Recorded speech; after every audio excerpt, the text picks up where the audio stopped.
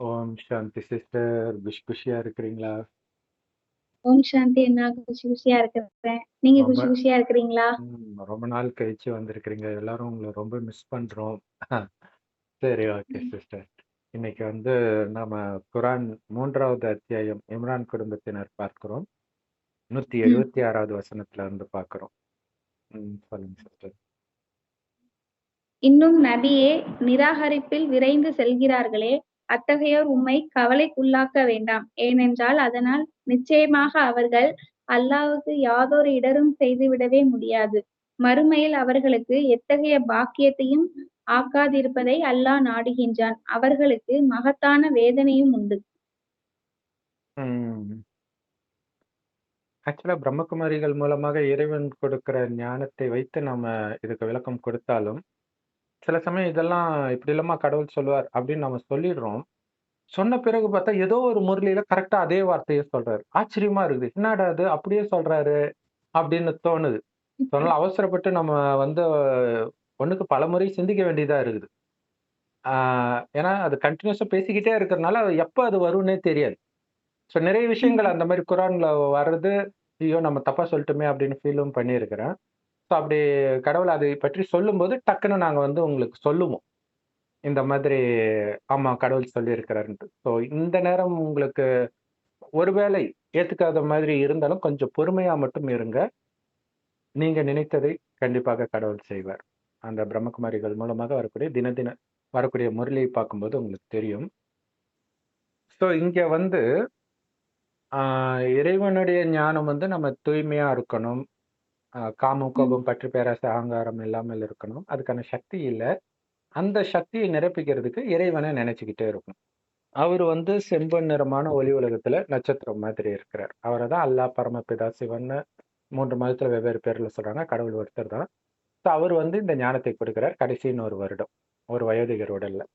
So அந்த வயோதிகருக்கு தான் வந்து பிரம்மா அப்படின்ட்டு இங்க சொல்லப்படுது. பட் ஆதாம்னு சொல்றதும் அவரைத்தான். அவர் வாய் வழியாக அதாவது கடவுளே நேரடியா கொடுக்கிற ஞானத்தை தான் நம்ம சொல்லிட்டு இருக்கிறோம். ஆனா இந்த ஞானத்தை யார் எடுப்பாங்கன்னா, கோடியில சிலர் தான் எடுப்பாங்க.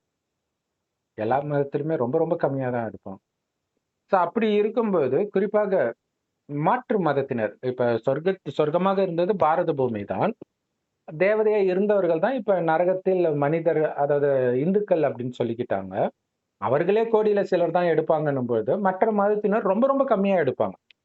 அப்ப அவர்களுக்கு வந்து எதிர்ப்பு அதிகமாக இருக்கும். இல்லையா? "என்ன நீ கறிமீன் சாப்பிடாம இருக்கிற? காமம் இல்லாம இருக்கிற?" இப்படி எங்க கடவுள் சொல்லியிருக்கிறாரு? பைபிள்ல எங்க இருக்கு? குரான்ல எங்க இருக்கு? கீதையில எங்க இருக்குது? இந்த மாரி டார்ச்சர் பண்ணிக்கிட்டே இருப்பாங்க. நல்லா கறிமீன் சாப்பிடுறவங்க, கடவுள் வழிக்கு எதிராக நடக்கிறவங்க, அநியாயம் செஞ்சு பொழைக்கிறவங்களும் நல்லா முன்னேறி போயிட்டு இருக்கிறதையும் பார்ப்பீங்க.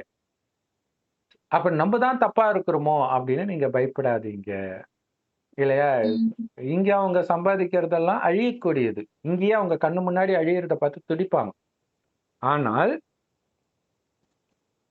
அதனால உங்களுக்கு ஏதாவது தீங்கு நேருமானா நேராது. உண்மையிலே அவர்களுடைய இது அவங்க கண்ணு முன்னாடி அழியும்போது அவங்க துடிக்க தான் செய்வாங்க.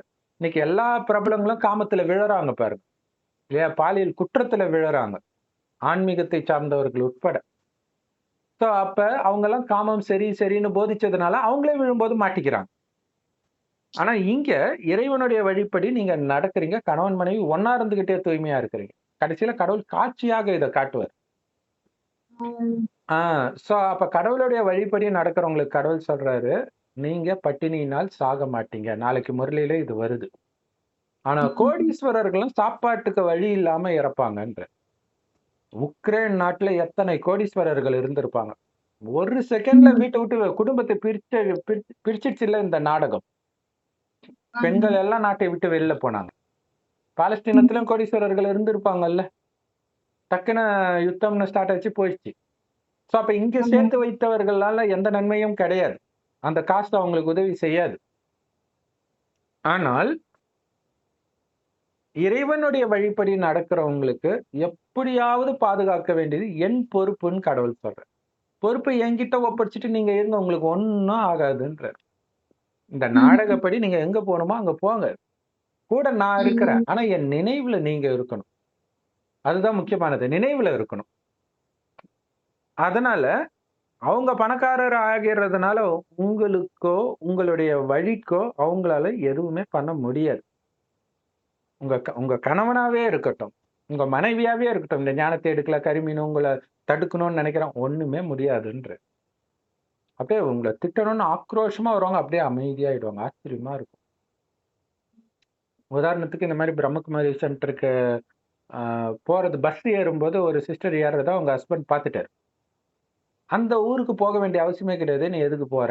அந்த பஸ்ல எதுக்கு ஏறுனேன்ட்டு?" கேட்கிறேன். "நான் பிரம்மகுமாரி சென்டருக்கு போறேன்ட்டாங்க." "பிரம்மகுமாரி சென்டருக்கு போறியா?" கன்னா பின்னான்னு திட்டிட்டு வச்சுட்டாரு. இவங்க போய் கிளாஸ்லாம் அட்டெண்ட் பண்ணிட்டு, ஞாயிற்றுக்கிழமை கிளாஸ் அட்டெண்ட் பண்ணிட்டு மதியமா வராங்க. பயந்துகிட்டே வராங்க. அவருக்கு எதுவுமே ஞாபகம் இல்லையா என்னன்னு தெரியல. எந்த விதமான ரியாக்ஷன் இல்லாம அவர் பாட்டுக்கு சாதாரணமா நடந்துக்கிறாரு. நெறைய பேருக்கு இது மாரி நடந்திருக்கு. அதுதான் பாபா அந்த ஹெல்ப் ஆ சோ பாபான்றது அப்பான்னு நம்ம கடவுள சொல்றோம். ஹிந்தியில அப்பாவ பாபான்னு மரியாதையா சொல்றது. மற்றபடி சீரடி சாய்பாபா, சத்ய சாய்பாபா எந்த மனிதனுக்கும் நமக்கும் சம்மந்தம் கிடையாது. எந்த மத ஸ்தாபகர்களுக்கும் நமக்கும் சம்மந்தம் இல்ல. நம்மளுடைய கனெக்ஷன்லாம் நேரடியா அல்லாஹ்வோடு. ஏன்னா இங்க அல்லாஹ் பேசிட்டு இருக்கிறார். கடவுளே வருவார். அப்படிங்கிறது எந்த மதத்திலும் போடாதனால அவங்க மதஸ்தாபகர்கள் சொன்னதே கடவுள் சொன்னதுன்னு புரிஞ்சுக்கிறாங்க. மதஸ்தாபகர்களும் மனிதர்களே. அவர்கள் சொல்வது மனித வழியே. கடவுள் வழி கிடையாது. கடவுளுடைய வழி கொஞ்சம் இருக்கும். ஸோ அதனால தான் அதனால உங்களுக்கு ஒண்ணுமே பண்ண முடியாதுன்றாரு. இன்னும் கேட்டீங்கன்னா, காமம். அது ஒரு பெரிய விஷயம் இல்லையா? கணவனுக்கு மனைவிக்கு இடையில. குறிப்பாக ஆ 2 பக்கமுமே 2 பக்கமே அது பெரிய விஷயம் தான். ஆ ஸோ அப்ப முடியாது அப்படின்னு நீங்க பெண்கள் உரிமையா சொல்லலாம். இல்லையா? ஆணை விட. அப்ப வந்து அதனால அவன் உங்களுக்கு எதிராக எதுவுமே பண்ண முடியாது. நெறைய பேரு பார்த்தீங்கன்னா, கணவன் வருவான். ஆ "இதோ வந்துடுறேன்" அப்படின்னு சொல்லிட்டு அவங்க பாபா இன்னைக்கு அவரு தூங்கிடணும்னு நெனைப்பாங்க. ஒரு 5 நிமிஷம் இப்ப அந்த சமையல் வேலைய முடிச்சுட்டு வருவாங்க. நல்லா அசந்து தூங்குவாங்க. ஸோ இந்த மாரி ஆனா உங்க மனதில் கொஞ்சம் கூட காமம் இல்லாம இருக்கணும். அதுதான் முக்கியம். உங்க மனதில் இருந்தா ஹெல்ப் கிடைக்காது. அதுதான் தைரியம் வைத்தால் உதவி கிடைக்கும்ன்றார். தைரியம் தான் இங்க. அடுத்தது. ம். கடவுள மீறி வேற ஒருத்தன் இல்ல. உங்க கணவன் கூட உங்கள தொட முடியாது. அதுதான் இங்க பெரிய விஷயம். இதுதான் இந்த நம்பிக்கை தான் உங்களுக்கு கடைசியில உலகம் ஃபுல்லா கற்பழிப்பு. ஏன்னா கடைசியில போலீஸ் ஸ்டேஷன் இருக்காது, கோர்ட் இருக்காது. ஒரு உடம்புக்குள்ள 50, 60 ஆத்மா பூரும். அப்பயும் கடவுள மீறி உங்ககிட்ட யாரும் நெருங்க முடியாதுன்ற அந்த நம்பிக்கை உங்ககிட்டயே அவங்க நெருங்க கூட முடியாது. ஏன்னா அவங்க நெருங்குறாங்க, நெருங்கல அடுத்த விஷயம். உங்களுக்கு அந்த பயம் கூட இருக்காது. ஏன்னா இப்ப திரும்ப திரும்ப பார்க்குறீங்க இல்லையா? சோ அதனால. ஆனா இங்க கணவன் கிட்ட நீங்க அலட்சியமா இருந்தீங்கன்னா, நாளைக்கு கற்பழிப்பு போன்ற விஷயத்துல நீங்க சிக்கிக்கலாம். ஏன்னா கடவுள் வந்து அந்த கேரண்டி கிடையாது. நான் சொல்ற மாரி நடந்தா தான் கேரண்டின்றேன். சோ அடுத்தது, அ மற்றபடி உங்களுக்கு துக்கம் கொடுக்கணும்னு நினைக்கிறவங்களுக்கு மிகப்பெரிய தண்டனை கிடைக்கும். இப்பவும் சரி, சொர்க்கத்துக்கு வரவே மாட்டாங்க. நரகத்துல காலாகாலத்துக்கு உங்களுக்கு வேலைக்காரனா இருப்பாங்க. சோ நம்ம காமம் மட்டும் வச்சு சொன்னோம். இது இல்லாம மற்ற எல்லா விஷயத்திலுமே, இல்ல இந்த ஞானத்தை எடுக்கக்கூடாதுன்னு வந்து உங்க கணவன் கிட்ட போட்டு குடுப்பாங்க. உங்க மனைவி கிட்ட போட்டு குடுப்பாங்க. பிரம்மகுமாரி சென்டருக்குலாம் அனுப்பாத, இப்படிலாம் சொல்லுவாங்க. சோ அப்படி இருக்கிறவங்க தனக்கு தானே வந்து தீங்கு இழைச்சுக்கிறாங்க. குரான்ல ஏற்கனவே சொன்ன மாதிரி. அப்ப நல்ல பாக்கியம் இல்லாமல் அடுத்த ஜென்மத்துல எதுவும் இல்லாம அவங்க இப்பயே அழிச்சுக்கிறாங்க. அடுத்த ஜென்மத்துக்கு சேர்த்து வைக்கிறதுக்கு பதிலாக. ஏன்னா கலியுகம் அழிந்து சொர்க்கம் வர்ற நேரத்துல தான் இறைவன் வந்து இந்த ஞானத்தை கொடுக்கிறார். சோ மறுஜென்மம்னு சொன்னாலும் மறுமையினாலும் இங்க ஒரே விஷயத்தை தான் குறிக்கும். ஏன்னா ஒரு கல்பமே முடியுது. இந்த 5000 வருடத்தில் முதல் பாதி சொர்க்கம், அடுத்த பாதி நரகம். இப்ப சொர்க்கத்துக்கு போக வேண்டிய நேரம். சொர்க்கத்துக்கு தயாராயிட்டீங்கன்னா இறைவன் வழிப்படி நடந்தா சொர்க்கம். மனித வழிப்படி நடந்தா, மதங்களின் வழிப்படி நடந்தா சொர்க்கம் முடிந்து இந்த நரகம் வரும் வரைக்கும் நீங்க மேலேயே தூங்கிட்டு இருப்பீங்க. இறைவன் இறைவன் இருக்கிற இடத்துல தான் இருப்பீங்க. ஆனா இருக்கிற நினைவு இருக்காது. சுய நினைவு இருக்காது. சோ அதனால எந்த நன்மையும் கிடையாது. சோ அதனால அவர்களுக்கு பெரும் வேதனையும் உண்டு. ஏன்னா கடைசியில காட்சி கிடைக்கும். நீங்க உண்மையிலே யாரு? கடவுளுடைய குழந்தை. இப்ப இப்ப வந்து எ இது கடவுள் நாங்க எப்படி நம்புறது? என்ன என்னமோ புதுசு புதுசா சொல்றீங்க. அது இதுன்னுவாங்க.